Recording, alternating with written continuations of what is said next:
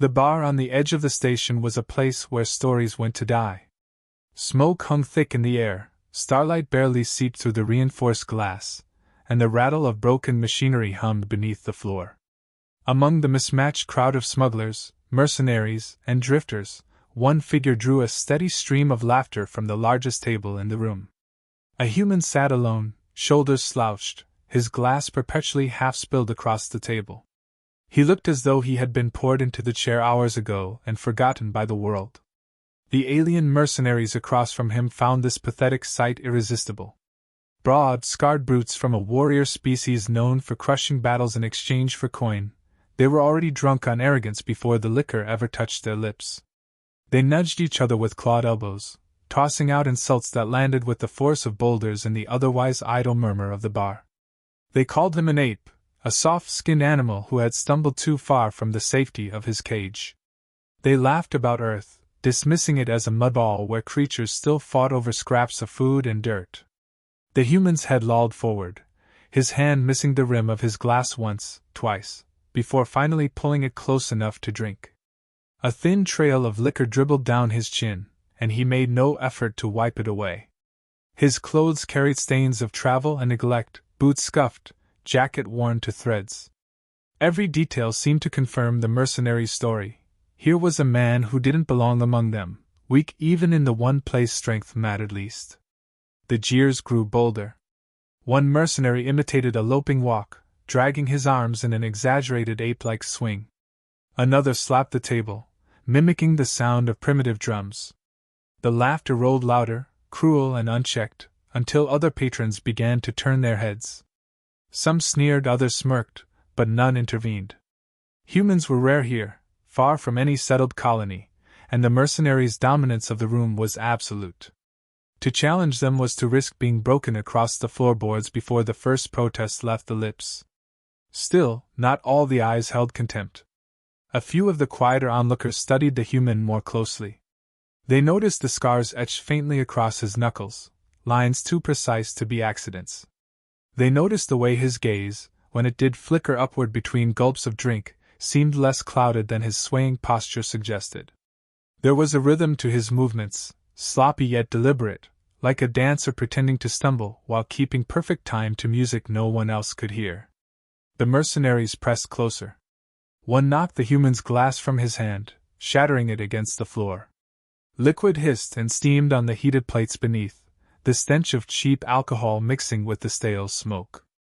The human only blinked, watching the amber pool vanish into the cracks. He gave a slow, lopsided grin, the kind of expression that only fueled their belief that he was too drunk, too broken, to care. But in that grin lingered something else, something almost hidden, amusement. It flashed for the briefest instant before he lowered his gaze again. Most missed it. A handful didn't. The air of the bar thickened as the mercenaries leaned over him, their voices dropping lower, more dangerous. They spoke of what they might do for entertainment, how fragile his bones must be, how quickly his voice would turn to screams. Their words oozed with the same certainty that had carried them through dozens of raids and skirmishes. They were predators, and this was nothing more than an injured animal trapped before them. Yet the man did not flinch. His shoulders rose and fell in slow rhythm, as though breathing in time with a tune only he remembered. He muttered a phrase too quiet for most to hear, something that drew a few puzzled looks. His tone was not desperate, not frightened, but calm, as if he had measured the room already and found nothing worth fearing. The mockery surged again, louder than before, fueled by the silence that followed his quiet words. One mercenary slammed a fist into the table, rattling plates and cups. Another shoved a chair aside, clearing space for the inevitable violence. The bar's attention fixed entirely on the spectacle, conversations dying one by one.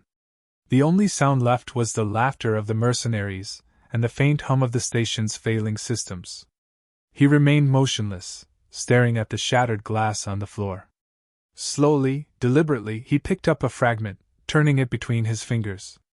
The shard caught the light of a neon sign above, painting his face in shifting red and blue.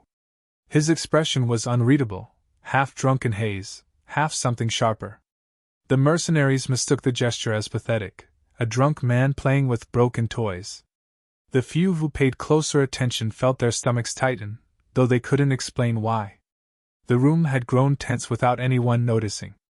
Beneath the roars of laughter, beneath the insults, there was a silence forming, subtle and heavy. The human still had not risen. He hadn't shouted, hadn't begged. But the way he turned that fragment in his hand, the way he allowed the mockery to crash around him without crumbling, carried a weight that pressed against the edges of the room. The mercenaries didn't sense it yet. They were too lost in their certainty, in their belief that this was already won. But a few others in that bar began to wonder if the human was truly drunk, or if the performance had only just begun. The laughter carried long after the glass had shattered, but its rhythm shifted. It was no longer just amusement, it had become a challenge, a wall of sound daring the human to respond. The mercenaries leaned in, their voices cutting sharper than before. They mocked the very existence of his species, dismissing humanity as a mistake of evolution, a species that stumbled into space only to serve as a curiosity for stronger races. They spoke of Earth as a planet of dirt farmers and savages, incapable of surviving without protection. Each insult piled higher, meant to grind down whatever shred of dignity might be hiding behind his slumped posture. The human lifted his head just enough to meet their gaze, his eyes narrowing though his lips remained slack with that faint smile. His voice came slow, words slurred just enough to carry the illusion of drunkenness, but behind them was a bite that caught a few listeners off guard. He asked one mercenary whether his ancestors had needed others to carry their weapons for them when they first left their homeworld. He asked another how many battles had been won without a warship already paid for by richer masters. The words sounded casual, almost playful, but they sank deeper than the mercenaries expected. A ripple of unease flickered through the crowd that had gathered to watch. The mercenaries answered not with wit but with volume. They pushed chairs aside, jeering louder, pounding their fists against tables. Their confidence swelled in proportion to their noise, but their retorts lacked substance. The human's grin widened as though he found their bluster entertaining. He tilted his empty hand as if toasting them, murmuring that he had seen creatures with sharper teeth fall silent when true danger came calling. The crowd noticed something then. He never raised his voice, never moved in haste. Every word came steady, deliberate, wrapped in the rhythm of someone who had measured many arguments before and knew when to press and when to pause. The drunken mask wavered just enough for the observant to glimpse the iron beneath. The mercenaries pressed harder, shoving his shoulder, daring him to rise. They poured a drink over his head, the liquid soaking into his jacket and dripping onto the floor. The bar erupted in laughter once more, but this time it was not unanimous. Some patrons remained silent, their eyes fixed on the man's expression. He did not blink away the sting of alcohol in his eyes. He did not brush at his soaked clothes. Instead, he tilted his head, his smile gone now, his gaze steady. When he finally spoke again, the words cut through the raucous noise like a blade through cloth. He told them that humans were not strangers to humiliation, that his kind had been mocked by empires and crushed under boots far heavier than theirs. Yet history carried a pattern. Every time humanity was pushed down, it found a way to rise. Empires that laughed at humanity were dust now, while humans remained. The statement was quiet, but its weight carried further than any shouted threat. The mercenaries bristled. Their laughter faltered before they forced it back, trying to drown out the discomfort his words seeded. One slammed a mug against the table so hard it cracked, declaring that humans had no right to speak of endurance when they had contributed nothing of worth to the galaxy. Another leaned close, his breath reeking of fermented toxins, telling the man that his bones would soon decorate the floor. The human's eyes shifted, clear now, steady as stone. He asked them whether they truly believed survival was measured in muscle alone. He spoke of fire, of storms, of endless cold, forces that had scoured his species countless times. He told them humans learned to bend with the wind, to steal warmth from the smallest ember, to take pain and turn it into fuel. His words weren't loud, but they resonated, threading into the silence of those who listened closely. The mockery began to lose its edge. Some mercenaries sneered, but their jeers sounded thinner, as though they were trying to convince themselves. Others glanced around, noticing how many pairs of eyes had shifted from mocking smiles to thoughtful stares. The human's calmness unsettled them more than any brawl could have. One mercenary finally slapped the back of his chair, growling that talk was cheap. But even as he said it, the human leaned forward, elbows on the table, voice low and even. He told them that words had outlived armies, that a single phrase could topple thrones, and that his species had mastered both the knife and the story. He raised his empty hand once more, as though toasting them again, and smiled, not drunkenly this time, but knowingly. The bar had shifted. The mercenaries still laughed, still cursed, but the sound carried strain. The human hadn't stood, hadn't struck, yet something in the balance of the room tilted. His calm replies, his subtle mockery, and the quiet certainty threaded through his words were working deeper than any of their insults. What began as cruel entertainment had grown into something else, though the mercenaries didn't yet realize they were the ones being tested. The tension inside the bar grew taut, a wire straining under weight, every eye fixed on the figure who had refused to cower. The mercenaries had pushed him, drenched him, mocked him, and still he had not risen. That changed when one of them, bolder than the rest, pressed a heavy clawed hand against his shoulder and shoved with intent to topple him to the floor. The man did not stumble. Instead, he rose. The change was instantaneous, startling in its clarity. The slouched frame straightened, the drunken sway vanished, and the dim look in his eyes sharpened into something hard as flint. What had moments earlier looked like a sodden wreck now radiated a presence that filled the room. His head lifted, his shoulders squared, and his movements were steady with the kind of discipline that no amount of drink could obscure. The laughter died, replaced by silence that rippled outward. The mercenary who had shoved him froze, caught off guard by the sudden transformation. The man's gaze swept the room, not wild, not defiant in a reckless sense, but steady, measured as if he weighed every soul watching and found them all wanting. When he spoke, his voice was clear, resonant, and deliberate. He told them that they measured worth by brawn, by the weight of claws and the strength of armor, but they knew nothing of the weight carried by a species that had clawed its way up from extinction again and again. He spoke of a history written in ashes, where each time humanity was nearly erased, it found a way to endure. Empires had crushed them, plagues had torn through their numbers, wars had burned their worlds, yet always they rebuilt. Each trial became a scar, and each scar became a lesson. The mercenaries shifted uneasily, unused to being addressed with such composure. They had expected fear, panic, begging, anything but this. The man continued, his words cutting deeper than any insult could. He reminded them that strength without struggle was nothing, that species born into dominance rarely understood what it meant to survive when the universe itself wanted them gone. Humans had lived with that truth since the beginning. Every victory had been scraped from the edge of defeat. Every triumph had been purchased with blood, hunger, and pain. His tone hardened as he pressed further. He told them that they laughed at humanity's fragility, but they had never faced creatures who fought not because they were the strongest, but because they refused to stop. He described storms that ripped apart cities, predators that stalked the night, and enemies that thought humans would fold easily. Yet always the same pattern followed: adaptation, retaliation, and eventual victory. He said they might see only a frail body before them, but what stood inside was something their claws and threats could not reach, a will honed sharper than any blade. The silence deepened.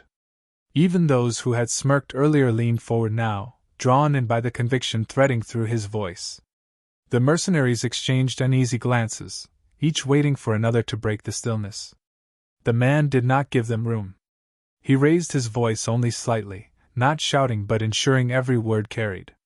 He declared that humanity's greatest strength was not muscle or weapons but the refusal to surrender. That was why empires underestimated them at their peril. That was why a drunken man in a forgotten bar could stand unshaken in the face of ridicule. The mercenary who had mocked the loudest stepped forward, baring his teeth, but his bravado rang hollow. The human's eyes locked on him, unwavering, and for a moment the predator looked like prey. The man spoke again, this time softer, almost like a challenge. He said that if they believed strength decided everything, they were welcome to test that belief. He warned that they would discover, as many before them had, that humanity did not fight fair, did not fight clean, and did not fight to prove dominance. They fought only to win, and winning was all they had ever done when survival demanded it. A ripple spread through the crowd, gasps, murmurs, a rising awareness that something had shifted in that room beyond insult and reply. The man stood tall now, sober in every line of his body, his presence pressing heavier on the mercenaries with each passing second. He had not lifted a weapon, had not thrown a single blow, yet the atmosphere was thick with the unspoken understanding that he no longer needed to. What began as mockery had turned into a reckoning. He stood there, unwavering, the embodiment of a truth the mercenaries had never considered: strength was temporary, but resolve was eternal. And in that moment, every alien present knew they were no longer laughing at a drunk. They were standing in the shadow of something far more dangerous, something their species had no word for, but humans called unbreakable. The mercenaries hesitated, their bluster cracking under the weight of what had just unfolded. They were killers, bred and seasoned in battle, yet they found themselves unable to laugh, unable to sneer the way they had minutes ago. The man's words clung to them like chains, dragging up questions they had never been forced to consider. Their kind measured worth in scars and kills, but this human had made their triumphs feel hollow by comparison. One of them, the largest, tried to reclaim the ground they had lost. He leaned forward, muscles tense, voice thick with venom as he spat out that no history lesson or flowery speech could shield fragile bones from breaking. His companions nodded, encouraged by his defiance, but the words sounded weaker than they should have. The human did not flinch. He fixed the brute with a calm gaze and told him that bones were meant to break, and that his species had broken countless times. Yet every fracture, every wound, had healed stronger than before. Pain was not a weakness for humans. It was the forge where their strength was hammered into being. The room grew colder. Patrons who had once treated the mockery as entertainment now leaned into the gravity of the exchange. Some recognized the truth in what he said because they had seen it firsthand. Human crews surviving conditions that would have killed theirs, human soldiers holding ground that should have been lost. Stories whispered across ports and stations began to take shape in their minds, and those stories now had a voice. The mercenaries' bravado frayed further. One snapped that humans were parasites, always clinging to greater powers, feeding off others' resources to crawl forward. The man's reply came instantly, steady and unshaken.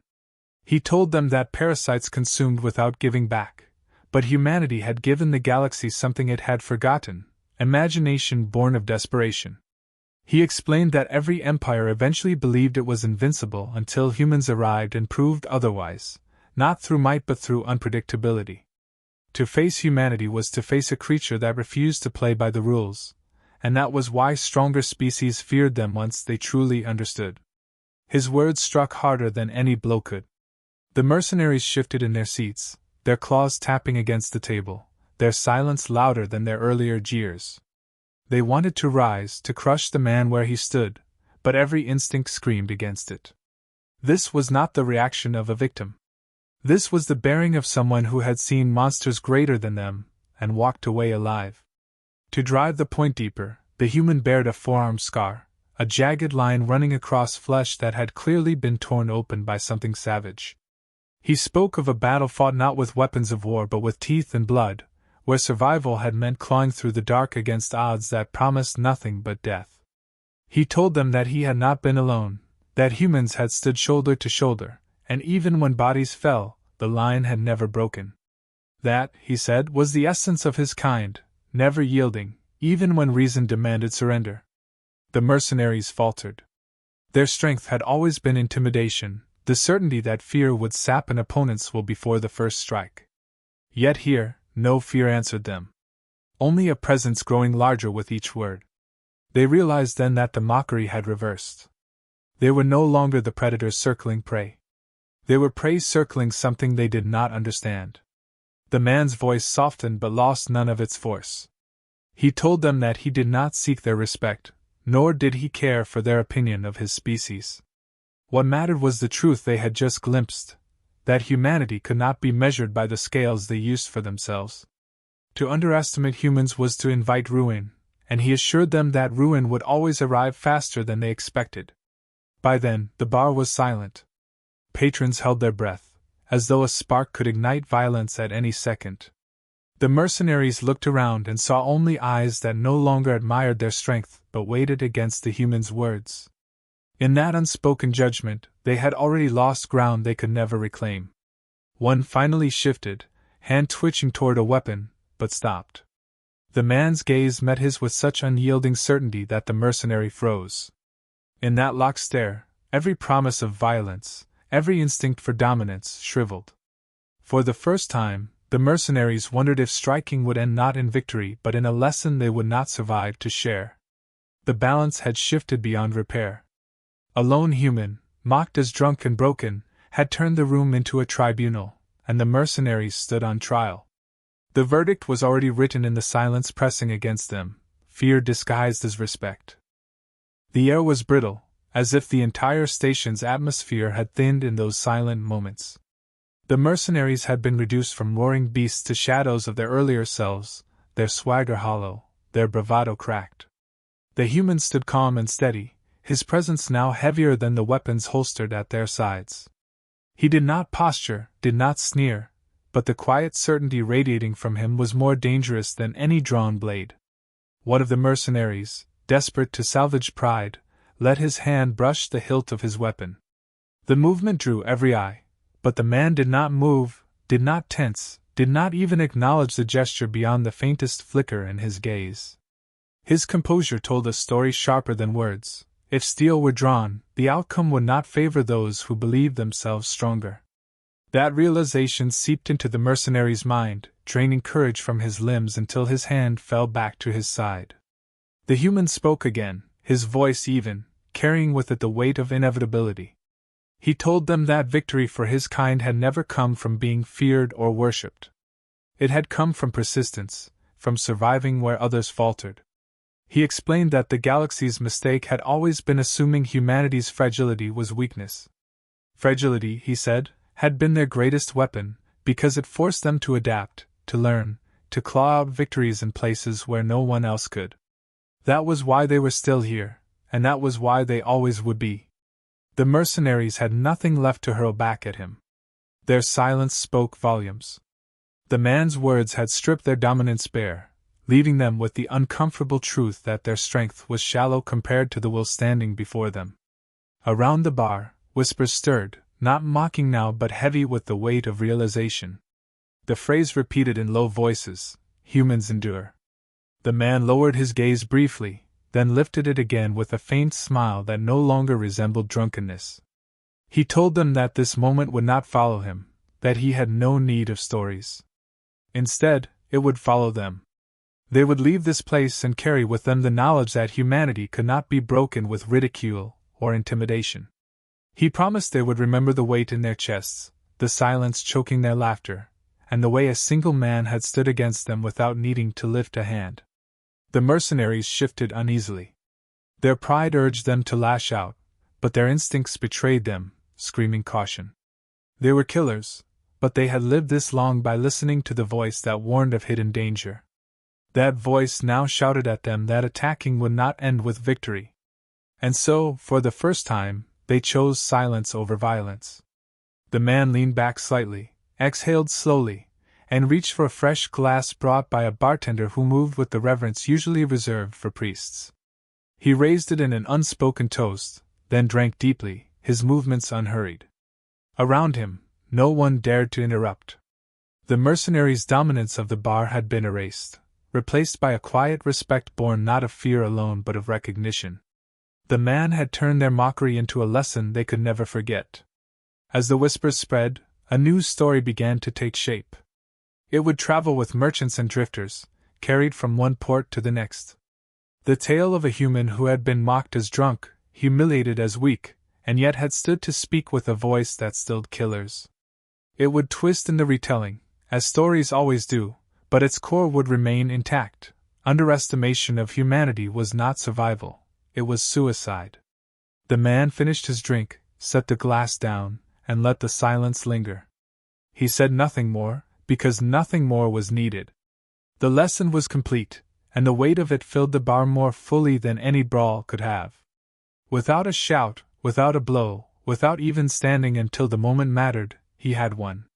The mercenaries withdrew one by one, their pride burning but their survival instincts louder. They left behind not laughter but a silence that clung to the walls long after their footsteps faded.